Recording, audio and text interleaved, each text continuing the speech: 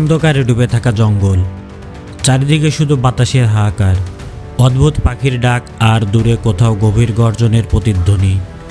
রাত গভীর হতে থাকলে এই জঙ্গল যেন আরও ভয়ঙ্কর হয়ে ওঠে।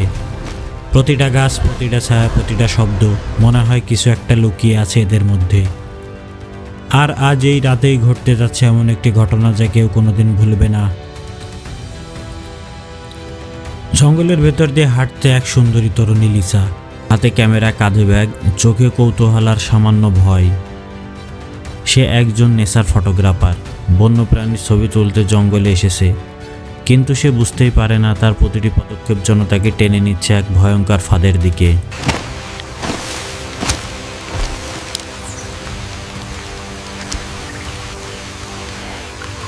হঠাৎ সে দেখে গাছপালা ভাঙা, বিশাল পায়ের ছাপ, জায়গায় জায়গায় মাটি খোঁড়া, যেন কোনো বিশালাকার কিছু এখানে ঘুরে বেড়াচ্ছে। লিসা থমকে যায়। বাতাসে ভেসে আসে এক অদ্ভুত গন্ধ।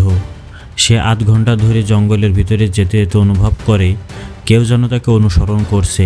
ঝোপের ভিতরে শব্দ, পাতার নড়াচড়া, নিচু হিস হিস, হৃৎপিণ্ড যেন কানে উঠে আসে।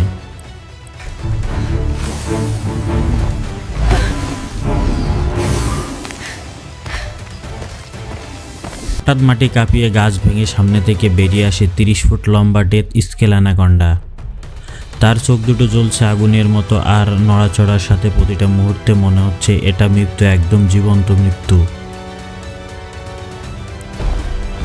লিসা চিৎকার করে দৌড় দেয়, ক্যামেরা পড়ে যায়, ঝোপ কেড়ে গাছের পাশ ঘেঁষে সে প্রাণ বাঁচানোর জন্য চেষ্টা করে ছুটে।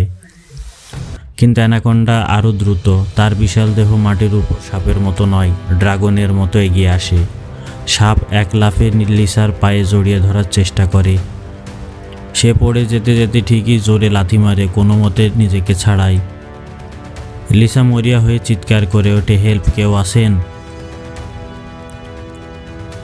সেই চিৎকার যেন জঙ্গলের গহীনে ঢুকে প্রতিধ্বনি মতো ছড়িয়ে পড়ে, এবং কেউ একজন সেটা শোনে। মুহূর্তের মধ্যে জঙ্গল কেঁপে ওঠে, গাছের পাতাগুলো কাঁপতে থাকে, ভারী পায়ের শব্দ, হঠাৎ চারিদিকে নীরবতা, এরপর রক্তহীন করে দেওয়া এক গর্জন।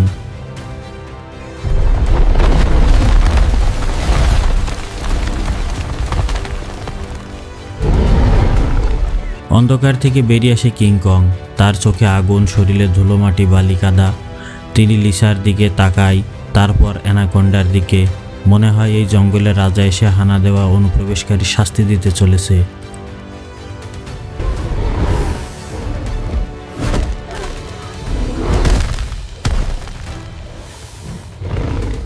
অ্যানাকন্ডা গর্জন দিয়ে কিংকং এর দিকে ছুটে আসে। কিংকং হাত বাড়িয়ে থামাতে গেলে সাপ তার বিশাল দাঁত দিয়ে তার হাতে কামড় বসায়। সাপ তাকে জড়িয়ে ধরতে থাকে, শক্তি দিয়ে আটকানোর চেষ্টা করে।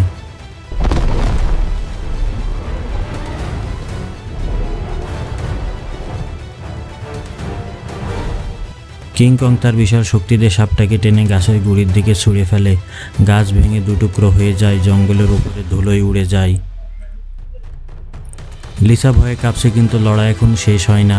অ্যানাকন্ডা আবার আক্রমণ করে, এবার পিছন দিক থেকে তার বিশাল শরীর কিংকং এর গলায় জড়িয়ে ধরে। কিংকং হাঁটুতে পড়ে যায়। সে ধীরে ধীরে শ্বাস নিতে কষ্ট পাচ্ছে। সাপের সংকোচন বাড়ছে, মৃত্যুর মতো নিঃশ্বাসযোগ্য। লিসা চিৎকার করে, না, থামো, তাকে ছেড়ে দাও। কিন্তু সাপ শোনে না। তখন লিসা মনোবল জোগাড় করে হাঁটার শক্তি নিয়ে একটি ধারালো কাঠ তুলে নেয় এবং সাপের লেজে আঘাত করে। সাপ রাগে হিসিস করে মাথা ঘুরিয়ে লিসার দিকে তাকায়। এই সুযোগে কিংকং সমস্ত শক্তি সঞ্চয় করে উঠে দাঁড়ায়। সে সাপের দেহ 2 হাত ধরে আকাশের দিকে ছুঁড়ে ফেলে, উঁচু গাছের চেয়েও উপরে। অ্যানাকন্ডা মাটিতে পড়তে বজ্রপাতের মতো শব্দ হয়। তারপর কিংকং তার বিশাল মুষ্টি দিয়ে এক আঘাতে অ্যানাকন্ডার মাথায় আঘাত করে। সাপ ছটফট করতে করতে নিস্তব্ধ হয়ে পড়ে।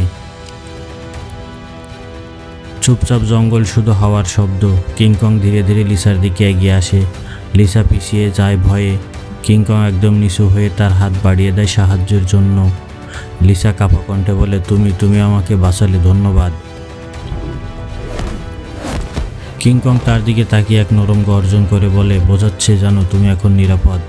তারপর সে লিসাকে জঙ্গলের নিরাপদ পথে এগিয়ে দেয়। পথে পথে লিসা কয়েকবার পিছনে তাকায় আর দেখে বহু দূরে দাঁড়িয়ে আছে জঙ্গলের রক্ষক কিংকং। সূর্য উঠছে ধীরে ধীরে, জঙ্গল আবার শান্ত হয়ে যাচ্ছে।